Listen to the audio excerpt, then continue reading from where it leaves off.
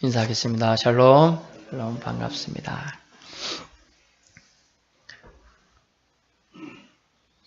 며칠 전에 우리는 한글날을 맞이했었습니다. 한글은 큰 글이란 뜻이죠. 큰 글. 보통 백성들이 한자를 배울 기도 없고 어려웠습니다. 그래서 많은 불이익과 서러움과 한이 되겠죠. 했죠. 심지어 이런 구석의 이야기도 있는데요. 하도 말 안 듣는, 너무나 말 안 듣는 종이 있어가지고 그 종편에, 인편에 편지를 보냈어요. 그것도 한자어로 써서 보냈죠. 그러면서 이 종이 가거든 심히 때리고 괴롭게 해라 이렇게 보냈어요. 근데도 종은 그게 뭐였어 궁금했습니다. 그래서 펼쳐서 봤지만은 한자로서 읽을 수가 없는 거예요. 가서 실컷 두들겨 맞았다. 그런 얘기예요. 그래서 한자를 배우기가 너무나 힘든 내용이 있는 시대에 1400년대, 1500년대 있었죠. 그때 그것을 한탄하며 사는 백성들을 불쌍히 여기신 세종대왕께서는 명령으로 한글을 창제하고 반포하게 되었습니다. 그래서 1446년에 이것이 일반 시민에게, 즉 백성들에게 전달되게 되게 됩니다. 여러분, 말이 있어도 그것을 전달하는 확실한 방법인 문자가 필요하면 당연합니다. 이 언어는 말이라는 소리 언어가 있고 문자라는 기록 언어가 있어요. 근데 말은 어때요? 사람과 약속을 해도 하도 안 지키니까, 너무 안 지키니까 어때요? 각서를 쓴다든지 표징이 되는 문서로 남기길 원하는 거 아닙니까? 그래서 문자가 고대 나라에서 문자를 표현할 수 있는 것은 문명국가의 기준이 되었던 것이죠. 이런 문자 유용성을 제대로 활용한 인물이 한글 창제 후 약 70년 뒤에 서양에서 나타났습니다. 그 사람이 바로 1517년 루터라는 무명의 수도사였습니다. 오늘은 종교개혁 기념주일로 지키고 있는데요. 그런 당시 1517년 10월 31일 날 비텐베르크 성당 또는 교회로 칭해지는 그게 95개조 반박문을 붙입니다. 그는 당시 중세사회의 부도덕함과 교회의 부패상을 보고서 매스미디어, 즉 인쇄물을 활용한 개혁의 깃발을 들어올립니다. 참 공교롭게도 한글을 반포하신 세종대왕의 출생일과 서양의 인쇄술을 발전시킨 구텐베르크의 출생연이 둘이 출생연도가 같아요. 어쨌든 하나님이 계획하심이 그들 속에 두 분 속에 있음을 알 수가 있게 되었고요. 95개조 방박문을 잠시 오늘 소개해 드리겠습니다. 르네상스 시대에 극에 달한 면죄부 판매 때 그것에 대해 교황 레오 10세라는 사람이 베드로가 유명하니까 베드로 대성당을 짓겠다는 일념하에 1506년부터 일괄 면죄부를 판매하기 시작했습니다. 그것에 근데 면죄부 판매에 대해서 반대하는 많은 지식인들이 있었어요. 어떤 지식이냐? 양심에 갈등하는 지식인들이 있었어요. 심지어 면죄부 판매하면서 이렇게 팔았다고 합니다. 당신이 이 면죄부를 사면 예수 믿지 않고, 그때는 예수라고 말을 안 했다고 해도 하나님 믿지 않고 죽은 부모 친지의 영혼까지 구원할 수 있다. 당신이 면죄부로 산 그 돈이 금고에 쨍그랑 떨어지는 소리가 들린과 동시에 연옥으로부터 탈출한다. 튕겨서 오른다. 뭐 이런 얘기를 했다는 거예요. 과대선전했죠. 면죄부를 사는 순간 그만한 교회의 영적인 은혜가 없기 때문에 자기 죄를 회개할 필요도 없다. 이렇게 얘기를 했어요. 또 고해성사나 회개의 필요가 없이 오직 돈만을 가지고 오면, 돈만 내면 연옥의 영혼이 구원받기 때문에 구제받을 수 있다. 이런 미신적인 요소들이 너무 많죠. 그래서 루터는 이 95개조 반박문을 사실은 교황과 이런 세력들에 대해서 토의해보자는 전제에 붙였던 거예요. 교황님, 사제님, 이렇게 이런 면죄부 판문을 하는데 이것은 하나님의 양심을 소유한 사람들은 도저히 감당할 수 없습니다. 제가 양심이 충돌이 나니까 제가 95개조 반박문을 내걸었습니다. 저랑 토론을 하시죠.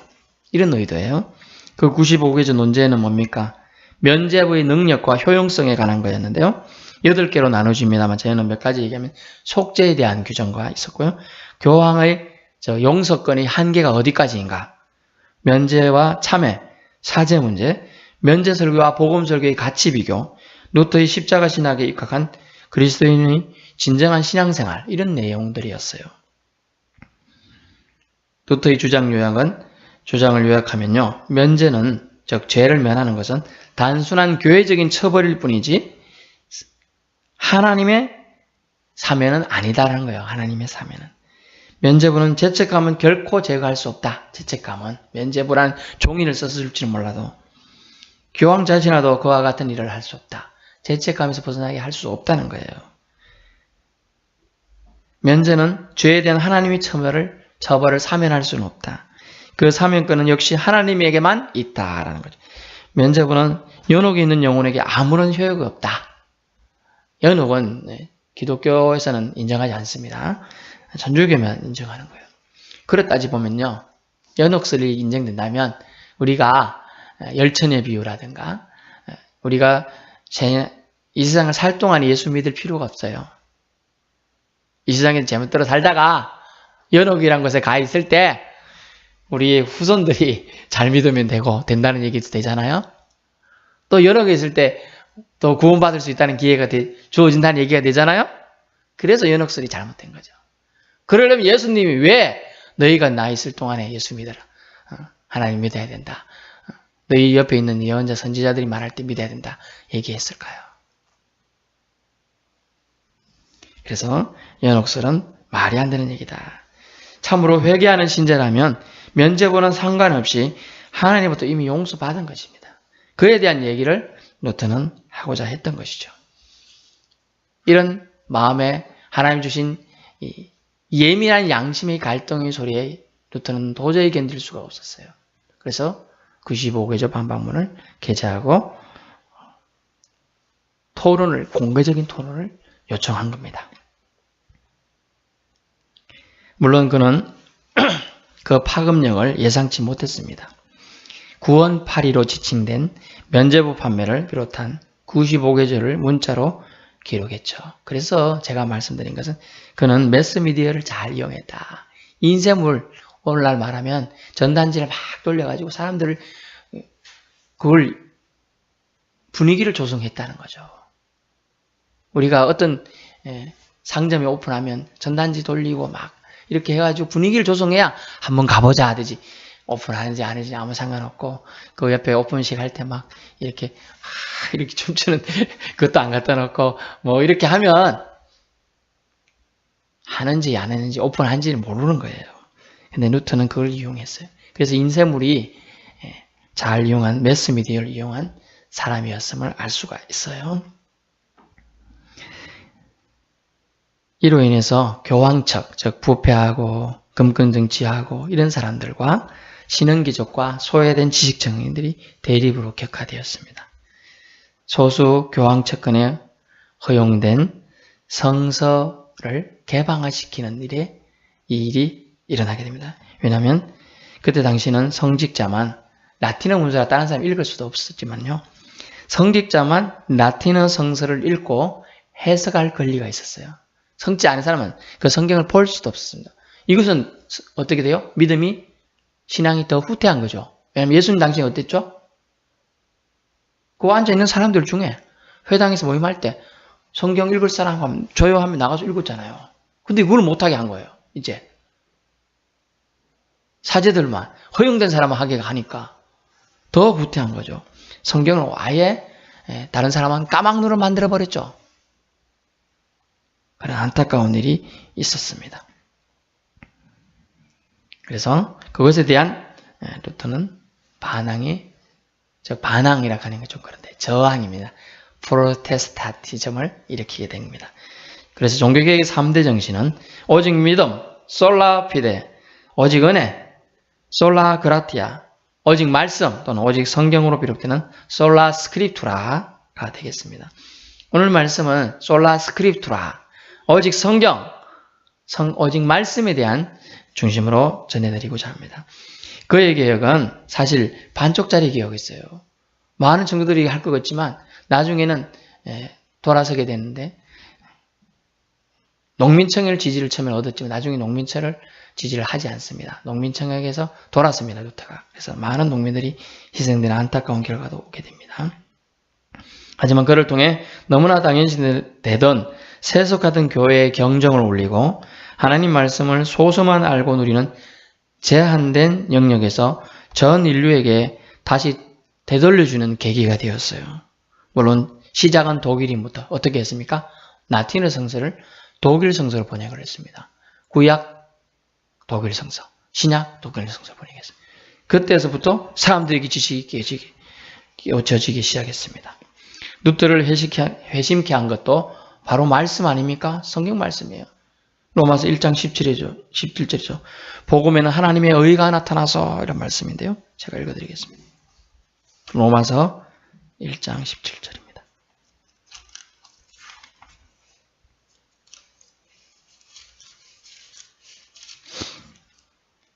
복음에는 하나님의 의가 나타나서 믿음으로 믿음에 이르게 하나니 기록된 바 오직 의인은 믿음으로 말미암아 살리라 함과 같으니라. 아멘. 여기 본문에서 어떤 하나님의 의가 나타나서 하나님의 자비, 하나님의 공의로우심, 하나님의 거룩하심이 나타나서 믿음에 이르게 한다는 거예요. 이 말씀에 루터는 넘어지고 깨지고 부서졌어요. 이 말씀 앞에 나는 어떻게 살아야 되는가 고민하게 되었죠. 종교개혁의 근본은 하나님의 말씀이며 사람을 사랑하신 하나님의 사랑에 있다는 것을 루터는 알게 되었습니다. 본문은 하나님의 사람이 어떻게 살아야 할 것과 그 지침을 우리에게 다시금 확인케 합니다. 하나님의 사람이 어떻게 살아야 할 것과 그 지침을요. 오늘의 내용은 결국 주님은 이렇게 말씀하고 있습니다. 바이블을 통해 이렇게 말합니다. 하나님의 사람으로 온전하게 하며 그리고 온전한 사람으로 살라라고 얘기하고 있어요. 온전한 사람으로 살라. 온전한 사람으로 살기 위해 우리는 두 가지 오늘 살펴보는데 첫 번째는 하나님 말씀의 권위를 인정하라라는 거죠. 하나님 말씀의 권위를 인정하라. 하나님의 말씀, 성경은 하나님의 감동으로 기록되었다는 거죠. 이것은 성경의 탁월성이죠. 탁월성. 보이는 하나님의 말씀이 우리에게 주어졌습니다. 여러분은 너무나 잘 잊어버리죠? 그래서 보이는 하나님의 말씀으로 주어졌어요. 그것이 문서화되었어요. 성경으로 되어졌어요. 어느 날 목동이 작은 굴이 동굴치 보이는데 그것이 뭔가에서 반짝반짝 빛나는 걸 보았습니다. 반사되고 있어요. 뭔가 싶어서 궁금했어요. 그래서 조그만 돌을 가지고 굴을 향해서 탁 던졌어요. 쨍그랑 소리가 났습니다. 이상한 소리가 났다. 뭐가 깨지는 것 같다. 그래서 막 굴을 파고 좀 안에 들어가서 봤어요. 들어갔더니 안에는 넓은 데가 있었는데요. 단지들이 보였습니다. 그 단지 안에 성경이 담겨져 있었어요. 그것이 쿰난 유적이에요. 쿰난. 그게 사해본이라고 추정되는 성서가 거기서 발견된 거예요. 얼마나 많은 사람들이 성경의 기록을 위해서 보관을 위해서 노력했던 것이 차츰 밝혀지게 되었어요. 성경은 그들의 목숨과도 바꿀 정도로 숨어서라도 그들은 그것을 유지하기 위해서 다 필사하고 써놓았던 것이죠. 보이는 하나님의 말씀, 하나님은 교훈과 책망과 바로게 함과 의로 여러분을 유익하게 하실 것입니다. 모든 선한 일 행할 능력을 갖추게 할 것이라는 것이죠. 그러므로 우리는 보이는 하나님 말씀, 성경을 나에게 주신 말씀으로 받아들이십시오. 그러면 여러분의 삶에 성경이 함께 할 것입니다. 루즈벨트 대통령이 있었어요. 그분은 아주 낡은 습관을 가지고 있었는데 뭐냐 하면 한 가지 자기에게 안경을 쓰셨는데 철제로 된 안경집을 가지고 다녔다고 합니다. 철제로 된 안경집. 철로 됐으니까 무겁잖아요. 우리는 플라스틱 가벼운 것은 철로 됐어요. 근데 무겁지만 각하 대통령이니까 무거운데 가벼운 것 같거든요. 왜 무거운 거야? 아니 이게 귀찮고 무겁긴 한데 그냥 손에 익어서 갖고 다니는 거야. 그래서 넣고 이렇게 가고 다니고. 어느 날 연설하러 가고 있으면 총탄이 싫어하는 누드벨트 싫어하는 사람이 총을 쐈습니다. 쓰러졌습니다. 다 죽었다 생각하고 있었습니다. 근데 몇 분 뒤에 일 나는 거예요. 그러면 괜찮으십니까 카카? 나는 괜찮네. 조금 놀랬을 뿐이네. 딱 꺼내는데 그 낡은 집이 총탄이 안경집에 맞고 총탄이 탁 비켜간 거예요. 살았어요. 습관인데요. 어떤 습관이냐? 어쨌든 그 낡은 습관이지만 그는 그 생명을 살렸죠. 여러분에게 어떤 습관이 있어야 될까요? 성경을 가까이 하는 습관이 있어야 돼요. 여러분 알고 있잖아요. 어떤 전쟁에 참전했던 용사가 엄마가 군대 입대하는 아들 보고 가지 마라. 저는 나라를 지키러 가야 됩니다. 인류 평화를 위해서 가야 됩니다. 하고 청년이 갔으면 그러면 이거라도 가지고 와라. 요거만 좋아하는 성경을 읽잖아요. 성경을 가져갔습니다. 성경 본다고 뭐 달라지냐. 그래도 엄마가 갖고 다니니까 가지고 다녔어요. 꽂고 다녔어요. 그 청년도 총알을 탁 맞았습니다. 그러나 청년 쓰러졌지만 나중에 일어났어요. 보니까 성경이 이만하잖아요. 보통 신약전서만 있어도 이만큼 뚫고 들어가더라고요. 그래 끝에 부분만 살짝 살에 찍혔더라고요. 여러분 성경은 육체적으로는 제가 지금 예를 든 것은 사람을 살리죠. 그러니까 영적으로는 영혼을 살립니다. 여러분의 사후에 영원한 삶에 생명을 공급해 주는 것이 성경 말씀이에요. 여러분이 하도 보이지 않는 하나님을 보여주십시오 하니까 보이는 하나님의 말씀으로 기록해서 우리에게 가까이 두셨어요. 그럼 우리는 성경을 가까이 해야 된다. 그러려면 하나님의 말씀의 권위를 인정하지 않는 사람은 가까이 둘 수가 없어요. 가까이 두셔야 된다는 거죠. 하나님의 감동하심으로 되었으므로 성경의 탁월함을 인정해야 한다는 거예요. 두 번째는 뭡니까? 온전한 사람으로 살기 위해서는 배우고 확신한 일에 거하라 라고 말하고 있습니다. 성경은 말씀합니다. 교회 안에서 가르침을 잘 받으십시오. 이는 교만하지 않으면서 이 세상을 경건하게 살아낼 방법이 그 안에 기록되어 있기 때문입니다. 하나님 말씀은 전에도 말씀드렸지만 휴지에 쓰여 있어도 하나님 말씀입니다. 사람의 말은 금종이에 쓰여 있어도 사람의 말일 뿐입니다. 오늘날 하나님 말씀 오직 성경으로 사상이 많이 약해져 있습니다. 성경의 권위를 인정하면 어떻게 보면 당연시 되어가고 있는 크리스찬도 많고 교회도 많습니다. 성경의 권위를 인정은 하면서도 급변하는 세상 속에 발맞춰 보조를 이루려면 다른 뭔가가 필요하다라고 생각하는 것이 대세가 되고 있는 지금의 현실입니다. 물론 완벽하게 세부적인까지 성경이 다 일러주고 기록해두고 있는 것은 아닙니다. 하지만 그 테두리 안에서 자유롭게 하나님이 허락하신 한도 안에서 믿음 안에서 살아가야 한다는 것입니다. 오직 성경, 오직 말씀만이 우리 삶의 거울이 되기에 부족함이 없습니다. 사회가 불확실할수록 혼돈될수록 방향이 불분명할수록 그럴 때를 위해 우리에게 열어두시고 공급하신 하나님이 직접 계신 성경에 길이 있음을 우리는 기억해야 될 필요성이 있습니다. 누들을 비롯한 수많은 개혁자들의 개혁의 첫걸음은 무엇이었습니까?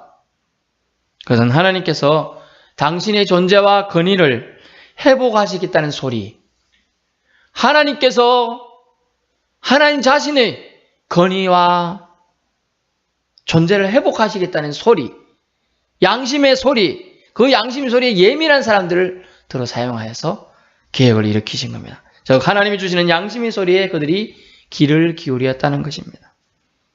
이를 위해 교황도 교회의 전통도 주관적 감정도 다른 어떤 것도 아닌 오직 성경만이 그 기준이 되어야 함을 말합니다.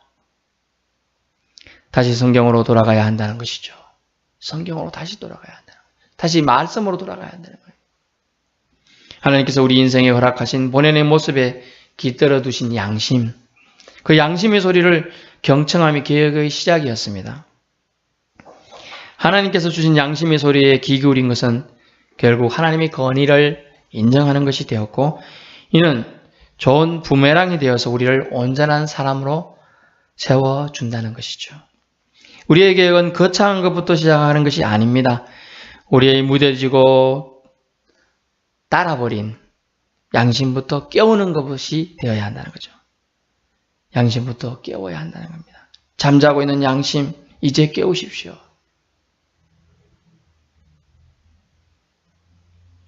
성경의 기록은 성령의 감동된 자의 순종의 모습이 그 시작이었습니다. 내 생각대로 쓰고 싶고 내가 알고 있는 건 이거 아닌데 이렇게 생각하고 쓰고 싶었지만 그들은 순종하면 그대로 적었다는 거죠. 그들은 기록했다는 것입니다. 자신의 생각이나 견해를 배제하고 철저히 하나님의 음성을 듣는 것에 있었습니다. 우리는 어떤가요? 자신의 소리나 혹 다른 세상의 소리에 더 귀 기울이고 있지는 않은가요? 돌아보아야 합니다. 바른 소리를 듣고 분별할 수 있는 것. 그래서 로마서 12장 이전에 너희는 이 세대를 본받지 말라라고 말하고 있습니다. 이 세대를 분별하라라고 말해주고 있습니다. 바른 소리를 듣고 분별할 수 있다면 말씀이 기준이 된 말씀을 통한 나로부터의 개혁이 나뿐만 아니라 가정, 사회, 국가에까지 이룰 수 있다는 거예요. 오늘 95개조 반박문을 붙이는 건 출발은 아주 약하죠. 하지만 그것으로 시작한 것은 무엇입니까? 그 한 사람의 고뇌, 양심에 몸부림치고 양심 때문에 아파하며 슬퍼하고 눈물 짓던 그 한 사람이 독일 민족을 깨웠고 서구 지역 유럽에 침체되어 있는 고착화된 잘못된 신앙관들을 무너뜨리기 시작했다는 것이죠. 결국 말씀의 거울에 나를 비출 때 말씀이 기준이 된 나, 말씀을 통한 나로부터의 개혁이 시작된다는 것입니다. 그 나로부터의 개혁이 나뿐만 아니라 가정, 사회, 국가, 나비 효과처럼 결국 물결쳐 간다는 것입니다. 결론입니다. 백성을 불쌍히 여긴 세종대왕의 한글 반포가 그때 당시에는 언문으로 평민의 글자로 취급된 출발이었지만 수많은 사람들의 삶과 동고동락한 한글이 되었습니다. 큰 글이 된 거예요. 큰 문자가 된 거예요. 우리 글이 그래서 우리 글이 지금 되었습니다. 한수도사가 성경을 소수 특근청의 전문이 아니라 모든 사람에게 돌려주어야 한다는 그 고뇌 어린 외침, 고뇌 어린 저항이 담겨있는 그 첫걸음이, 그 깨달음이 서구 유럽을 다시 중세의 암흑시기에서 벗어나게 했다는 것이죠. 출발이 되었다는 것이죠. 그러므로 우리는 양심의 소리에 귀 기울여 시작된 그것에부터 다시 시작해야 돼요. 별것 아닌 출발이었죠. 그는 그래서 심지어 독일 귀족 그리스도인의 고함이라는 책을 통해서도 밝혀주고 있습니다. 제한연됐죠.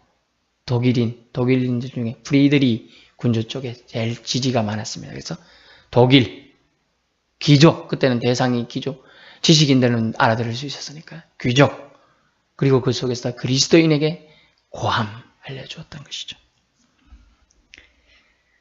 성경 번역이 그래서 시작되었어요. 라틴어에서 독일어 성서로. 별거 아닐 것 같은데요.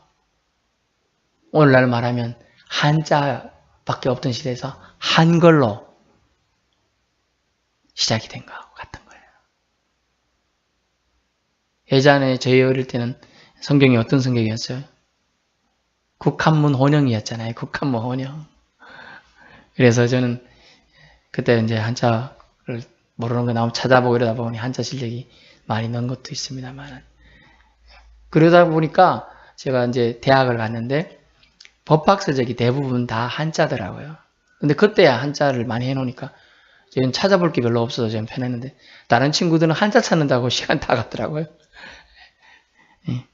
어쨌든 한자 세대에서 이제 한글 시대가 됐어요. 그러다 보니 좀 뜻이 많이 약해진 부분이 있지만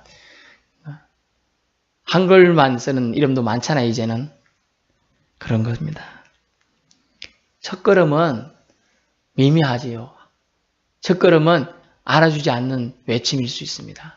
하지만 그 첫걸음이 결코 작은 걸음이 아님을, 첫 단추가 작은 단추가 아님을 알 수가 있는 겁니다. 루터는 그 당시 이단시되고 파문당하는 일까지 겪었지만 그 작은 외침, 즉 실천적 양심이 결국 하나님을 하나님에게 높여드리고 하나님께 주신 사랑을 더 잘 깨닫게 했다는 겁니다. 하나님을 하나님에게 높여드리고 우리 심령을 하나님께 향하게 한다면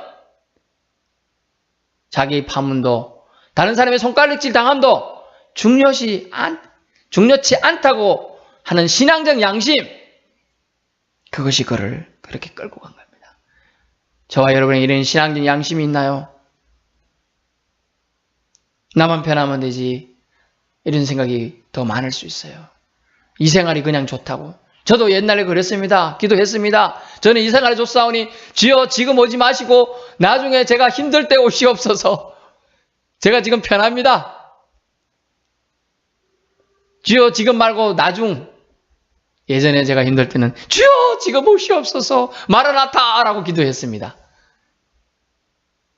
이제 좀 편해지고 좀 나아지고 직장 생활할 때 뭐 이 정도면 그냥 그래도 살만하지 이런 생각할 때는 우리 아이들도 좀 커야 되고 하는데 너무 어리잖아요. 주님 좀 이따 오시면 안 됩니까? 이렇게 바꾸는 거죠.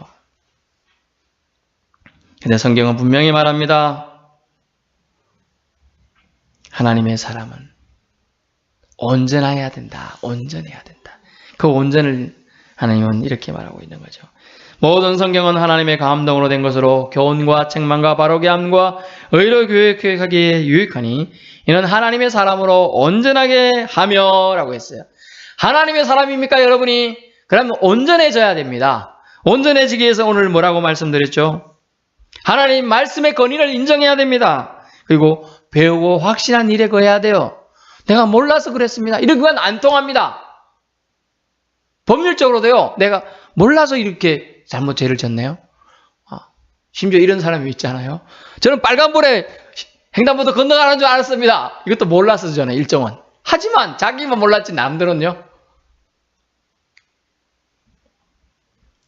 몰라서라고 언제까지 말할 겁니까? 분명히 하나님의 성경을 수천 년 전에 사람들을 통해서 우리에게 공식적으로 이것이 내가 기록한 나의 말씀이다, 말이다라고 기록까지 해주었어요. 이것을 통하여 나를 만나라고 말했습니다.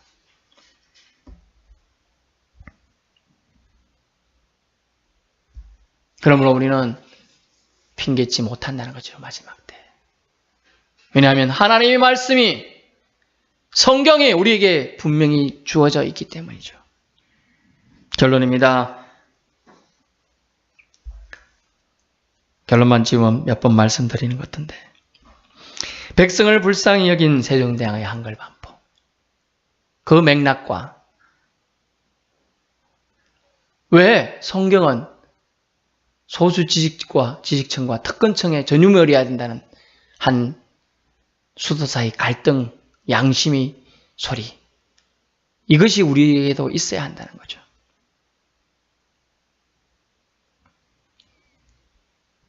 그러면 우리는 우리를 온전한 사람으로 세워주는 성경, 평생토록 우리의 친구, 동반자로 충분하다는 겁니다. 에브라함 링컨은 이런 말을 했습니다. 이 말로 오늘 말씀을 마칩니다. 성경은 인간에게 주신 최고의 선물이다. 인류를 위하여 필요한 것은 이 가운데 다 있습니다. 라고 했다는 거죠.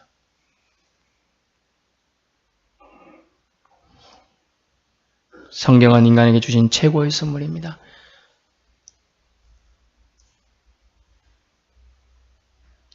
어떤 약사분이 목사님에게 따지듯이 와서 따졌습니다.